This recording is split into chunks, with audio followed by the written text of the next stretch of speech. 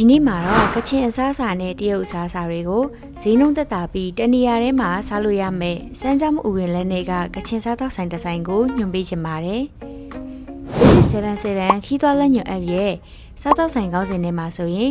အမျိုးအစားတွေပါဝင်တဲ့အတွက်ကိုစားချင်တဲ့အစားအသောက်ရတဲ့ဆိုင်တွေကိုမီနူးမျိုးစားများမှတဆင့်စိတ်ကြိုက်ရှာဖွေလို့ရပါပြီရှင်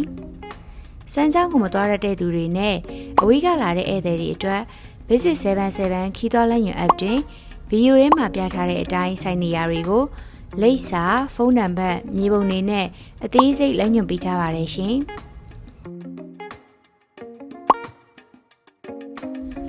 ရှားမှုမှာဆိုရင်ကချင်တရုတ်အစားအစာတွေအပြင်အချိုတဲစရာအသီးဖြိုရည်တွေနဲ့တခြားကချင်ပြည်နယ်ဒေသအတွက်အစားအသောက်များလည်းရရှိနိုင်ပါတယ်။